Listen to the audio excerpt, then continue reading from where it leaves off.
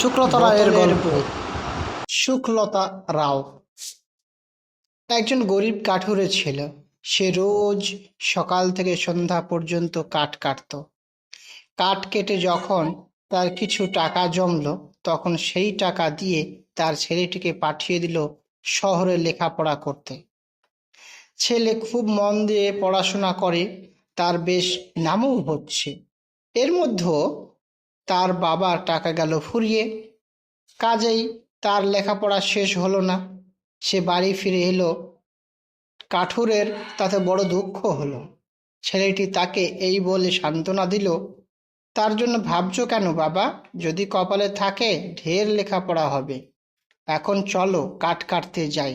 কাঠুরে বলে, তোমার গিয়ে কাজ নেই, কখনো কাঠ কাটনি, এত পরিশ্রম করতে তুমি কি পারবে? আর আমাদের তো একখানা বই কুড়ুল নেই। কিন্তু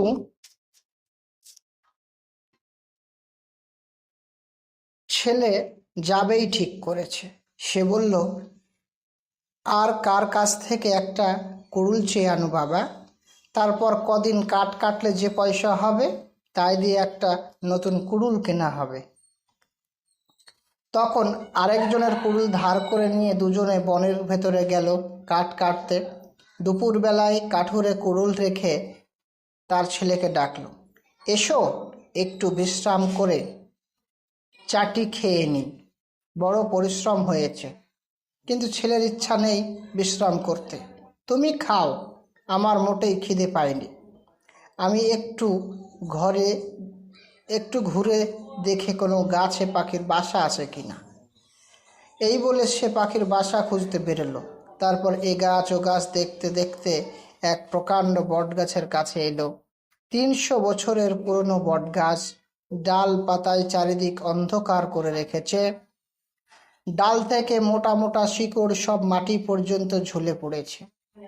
কাঠুরের ছেলে ভাবল, এর ভিতর নিশ্চয় অনেক পাখির বাসা পাওয়া যাবে।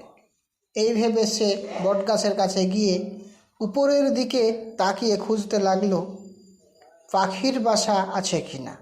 হঠাৎ তার মনে হলো কে যেন বলছে, আমাকে খুলে দাও গো, আমাকে খুলে দাও। সে এদিক ওদিক চেয়ে কাউকে দেখতে পেল না। আবার কে যেন বলছে, খুলে দাও গো, খুলে দাও। তখন সে চেঁচিয়ে জিজ্ঞাসা করলো, কে খুলে দিতে ডাকলো? কোথায় তুমি? সে কথার উত্তর এলো, এই যে গাছের শিকড়ের নিচে। তখন ছেলেটি নিচের দিকে তাকিয়ে বটগাছের একটা শিকড়ের তলায় একটা বোতল দেখতে পেল। বোতলটাকে বার করে হাতে নিয়ে দেখে যে তার ভিতরে ব্যাঙের মতো একটা কি যেন লাফাচ্ছে আর চি চি করে বলছে, আমাকে খুলে দাও, আমাকে খুলে দাও। কাঠুরের ছেলে বোতলের শিবিটা খুলে